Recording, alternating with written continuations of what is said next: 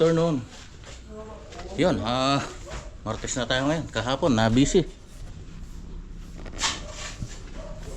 Ngayon lang ako nakapag-vlog.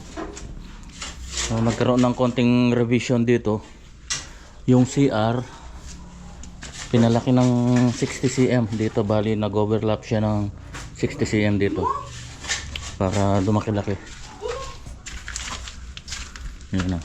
Yan, may abang na rin na para sa water closet.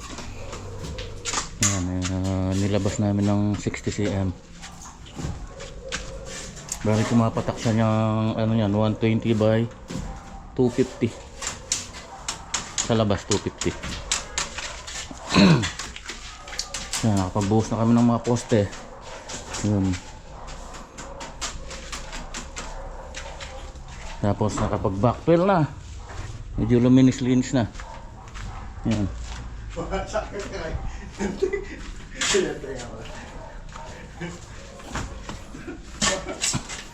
Yan, medyo lumog-luwag na. Ito, marami pang kakainin tambak to. Yan pa yung ano yan. Finish floor niya. Yun o. Ang sintada na yun sa opening ng pinto. Ibang kilas la kanyang Ben. May itong Kenya luan.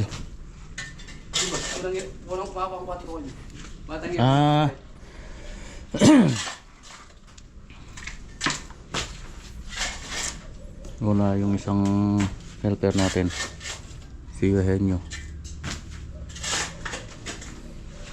Na-order ko na kanina yung mga ano, pinabend ko na yung mga ridge roll tsaka yung valley gutter, pati yung mga gutter.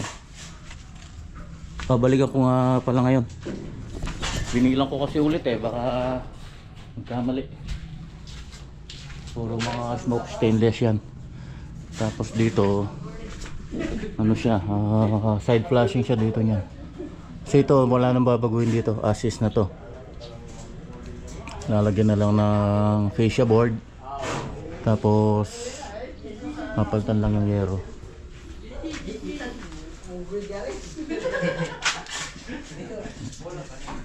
Hindi naman seryoso lahat.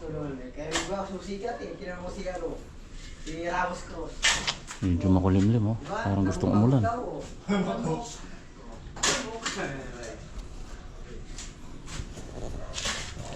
Ngayon wala nang nakatambak na bato-bato rito. Para maluwag ang kilos, pinauna ko muna yung ano, pang-backfill.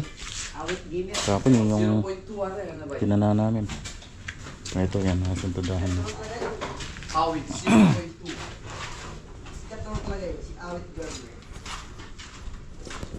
Baka itong week na to matatanggal na to. Kasi sasagad na namin yung asintada nito. Dapat may sagad muna bago tayo mag ano dito para mabubungan na. Unahin na natin yung pagbubong. Ito yung medyo matrabaho saka tayo kumilis dito. Marami pang kakainin tambak. Ito pagka nagiba ito, sasama na natin sa panambak dito. Itong wall na to. Nakapag-complete na rin ako ng ano, ng yero. Nakabukas ko na i-order. Medyo alanganing oras na kasi. Mag-alas 4 na. Yung ano na lang ang balikan ko, mga gutter lang muna. Good morning. Tuloy lang tayo sa pag-asinta. Dito na si Eugenio. Itong week na to matatanggal na itong mga bubong na to para may sagad yung asintada.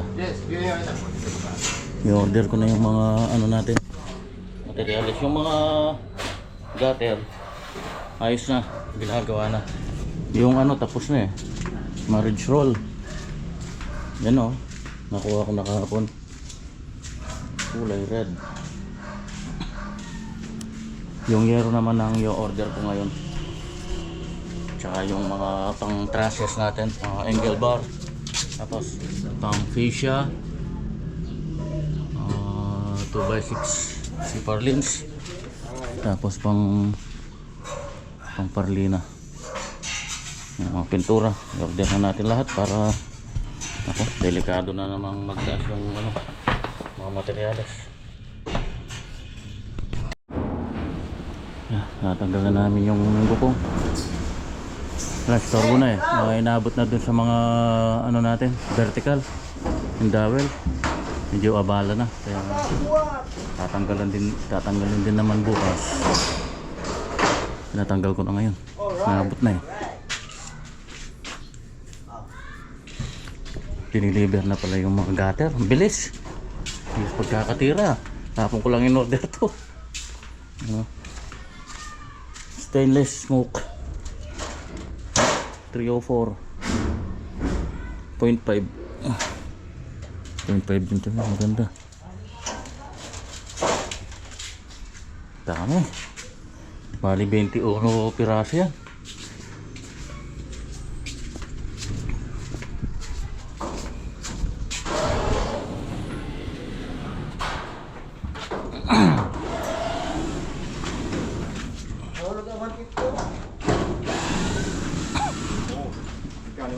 One 50 yan. Isa? Mga isang tayo kaya, 200 din. Ayan o, nakasubaran na. Mainit bukas nito. Wala tayong lilim. Ayan o, pinasandar ko na lang dito para hindi masyadong malaking pwesto.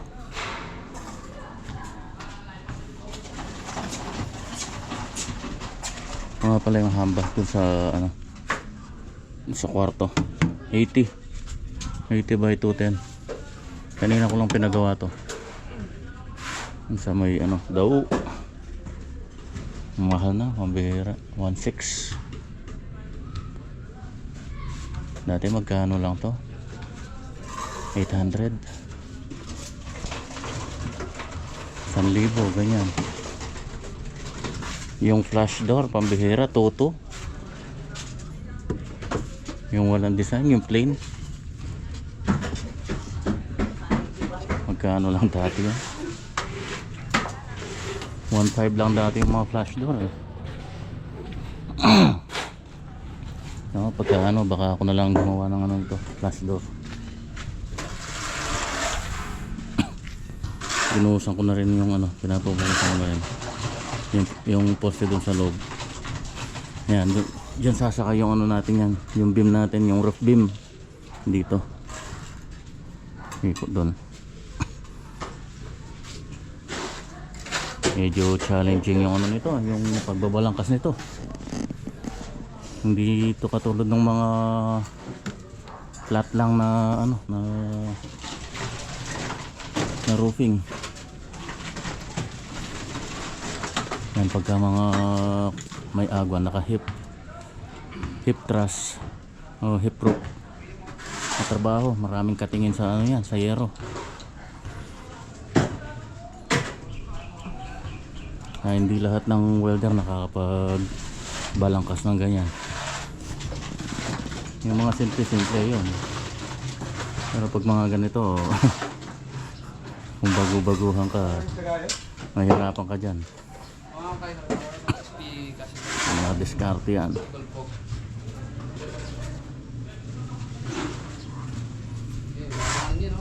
So, kanina in-order ko na yung mga pang-tatrases natin dyan, mga angle bar 2x2 tsaka 1 1/2 by 1 1/2. So yung mga dun sa king post natin 2x2, tapos yung hip truss, yung bottom cord, mga 2x2 yun. Top and bottom. Huwag sana tayong abutan ng ulan pagka ginawa natin yung bubong. Dito bali magbabawas tayo ng roof ib dito kasi lumabas na sa property line ito eh. Kukunin na lang natin itong wall ng pader na to, yung pinakabakod. So hulugan lang natin yan kung saan yung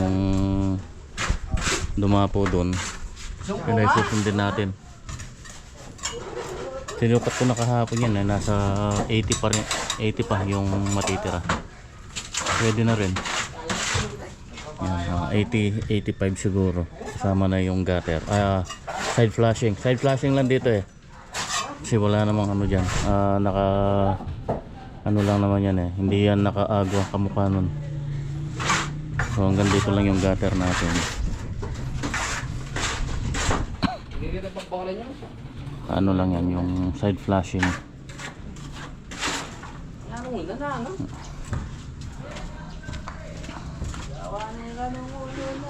Nakakapo yung init. Grabe. 2 patong na lang. So kailangan nang matanggal yung ano, istorbo na. Yun o, yung yero doon tsaka yung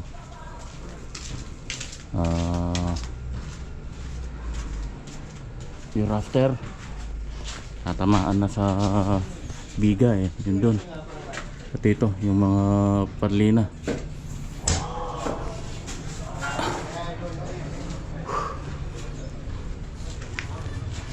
Hindi na mailusot yung hollow blocks doon eh.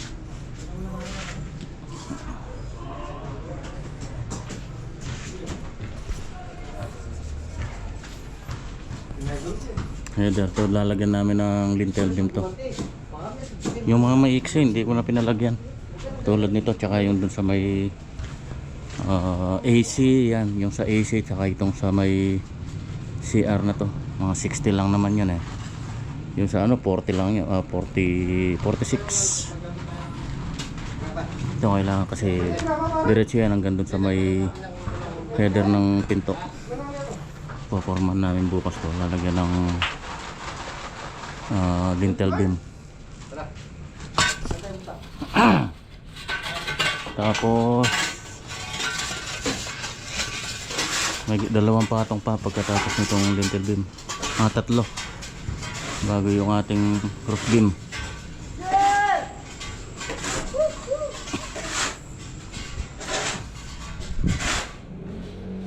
Sagad-sagad na lahat, yung ano na lang. Ito, gumawa nga pala ako ng silungan namin dito. Grabe init, ang bihira. Nahilo ako kanina sa sobrang init. Kaya gumawa ako ng ano dito.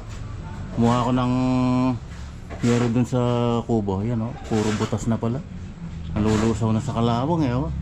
Na-stuck kasi ng matagal dun. Eh pumupondo pala yung tubig. Kaya nagkaroon ako ng time. Kakalkalin ko lahat yan. Wala pang bawa. Manipis pa naman to. Ang nipis.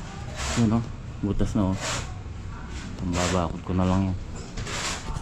Muwala ako ng 4 na peraso. Hindi kasi ubra ito, masyado mahaba eh. Istorbo lang. Ito at least hindi natatamaan to sa ginagawa natin.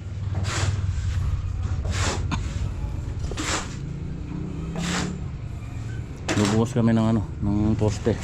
Yun doon sa may sulok doon, saka ito. Yun yung isa na yun. Yun nabuhusan na yung kanina umaga. Tapos yun na yun, ay sagad na yun. Bali magbibim na lang, nakahang yung beam niya dito, yung roof beam niya.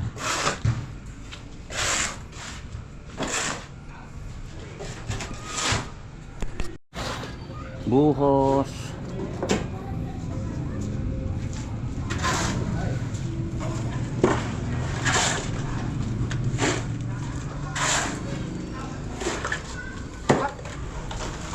Bukas siguro inshallah. Tapos yung ano nito, yung asintada.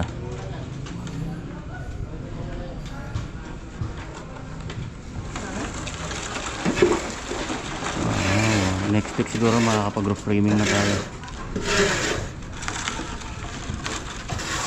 Yan ang challenging gawin, yung kanyang roof frame.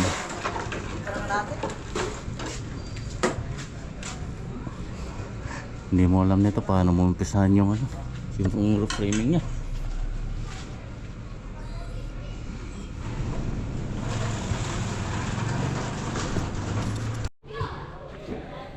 May saging dito.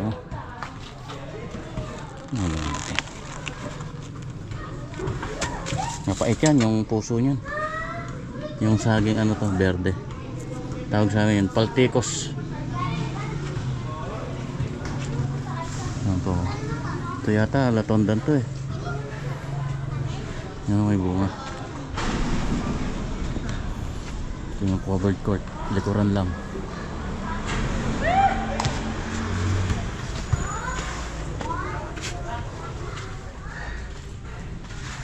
Good morning. Sabado na naman tayo ngayon.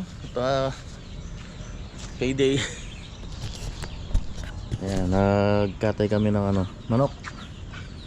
Isang tandang. Garos kaldo tayo mamaya para sa tropa, para lumakas-lakas. Mainit ang panahon. Grabe. Nakakahapo yung yung init. Saan pa kukunin mo salay? Tuyo na. Garos kaldo tayo. Tuyo na oh.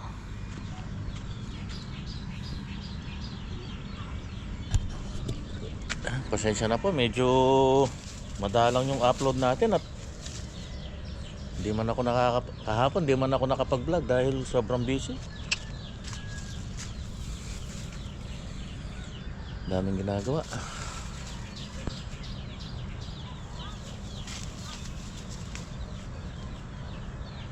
Iba talaga pagka kasi yung renovation, hindi katulad ng mga basal talaga na basal, dire-diretso yung trabaho. Pagka mga ganitong medyo may konting delay. Tatlo na naman yung hinog oh. Dilaw na.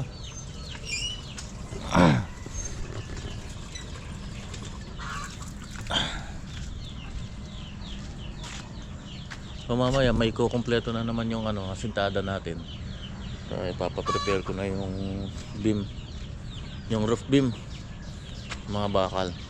Tapos i-prepare na rin natin yung pamporma.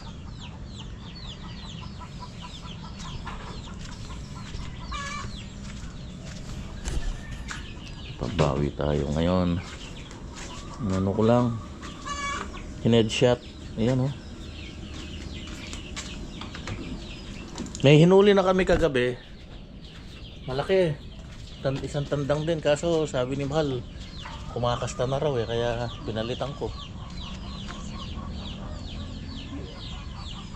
Inano ko lang dun sa kagabi yun Kung saan siya umahapon dito.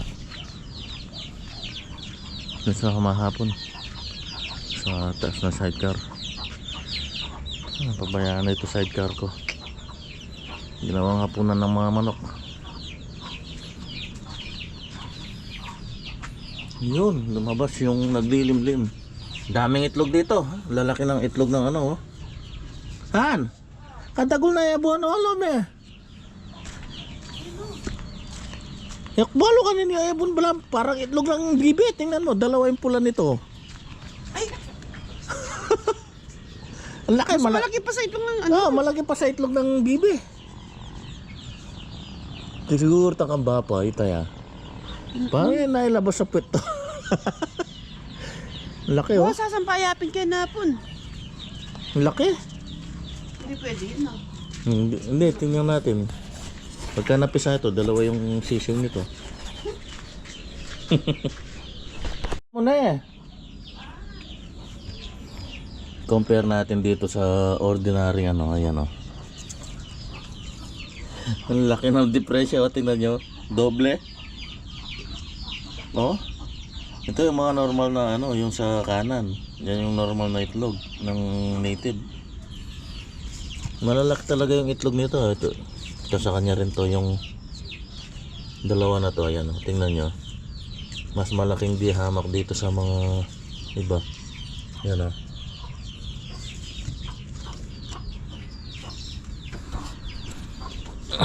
tingnan muna natin to kung walang ilawan ko muna. Ganito lang mag-ilaw sa mga nakikita nyo kung tingnan nyo to, wala na to, walang similya to, kitang kita mo yan.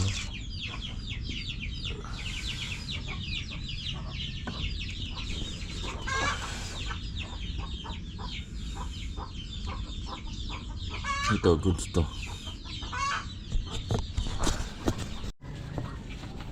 Compare natin dito sa itlog ng bibe.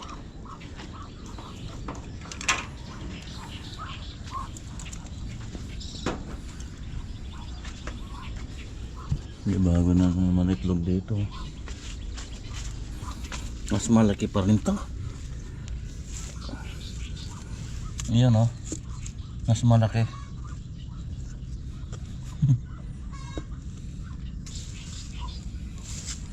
Mas malaki pa rin to.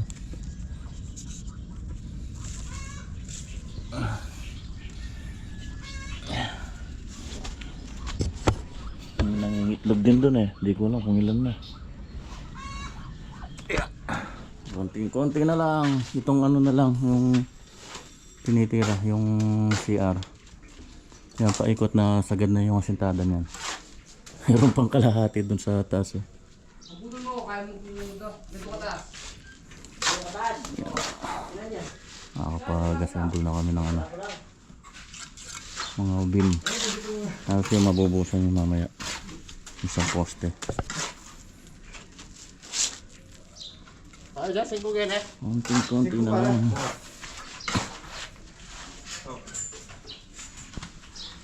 Ganyan talaga, medyo mabagal ang ano, ang kilos.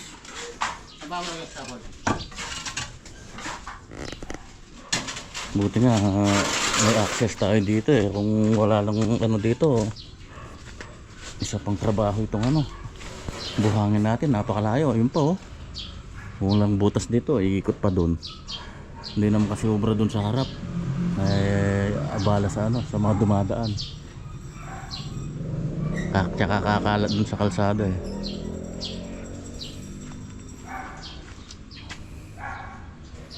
Dito sana maganda, kaso hindi kasi obrang ipasok yung truck dito eh. Baka masira itong covered court, yung ano niya, yung flooring niya.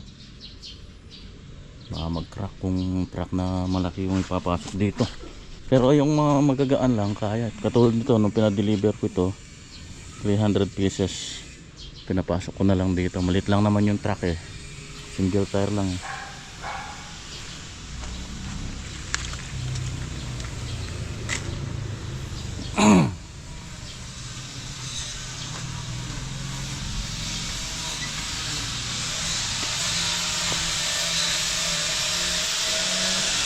I-prepare ko itong mga pang-forma. Wala lang tayong pang-nosin yan dito sa mga natanggal.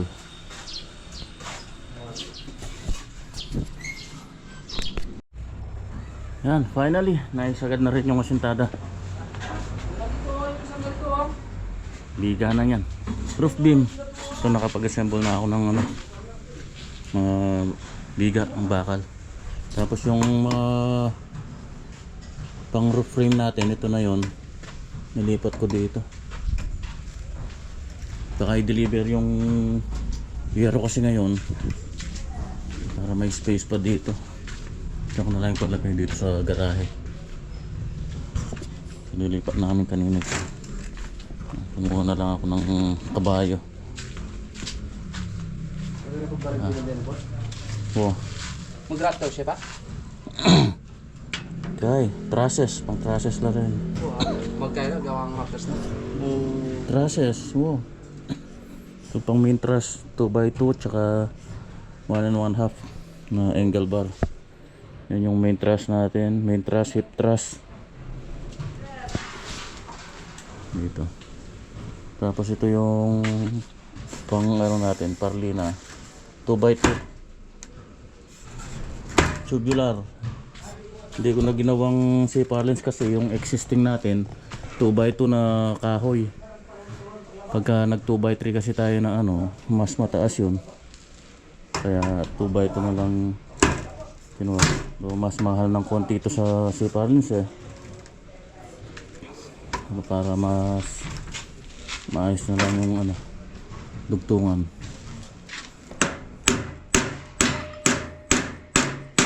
Tapos yung mga may mga rafter din yan eh. Tubular na lang ang lalagay ko. 2x4. Yan, tulad nito mga rafter na yan. Ito 2x4 na tubular. Bali ito ipapasa lang yan dun, pero yung tubular na yung gagamitin natin. Ito makakatay na to, tatanggalin na to. Ayun, meron siyang hip thrust dito. Dito yung main, yung siyang ano sa center, dito sa poste na to.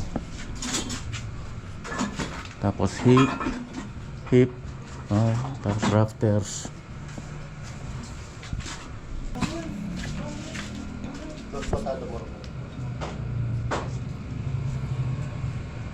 Nabusan na rin yung poste na yun. Ito ay sasabay na yun sa mga ano, sa beam natin, dun sa roof beam.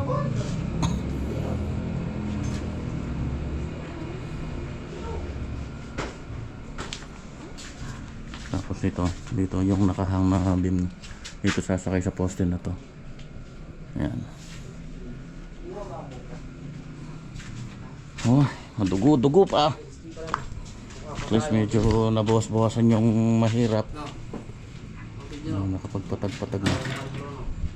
Saktong-sakto lang yung ano, hollow blocks. Itong design ko lang sumobra ng konti. Ang kulang pala niyan yung sa ano, yung pangsasara dito sa bintana. Order na lang kung ang piraso. Ito, tatanggalin kasi ito eh.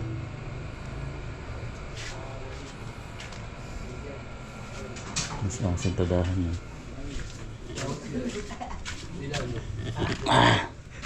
Oh. Payday. Ano tong? Magkano kasi bali mo tong? Atong? Ha? Magkano bali mo? Buo! Buo. Buo yung bali mo? Oo, buo. Buo yung sweldo mo. Buo bale o buo sweldo? Parehas pa rin. Uy, kanangitang kayo. Lelot. Dalawa niya itong tapo lang, subitan niya ang sa bus. Eh, pagkaya di ate. Hindi, nagsiguro na ba? Malit ang tayo. Wala ko rin pagbakalan. Gabi kayo tampit ka rin pagbakalan.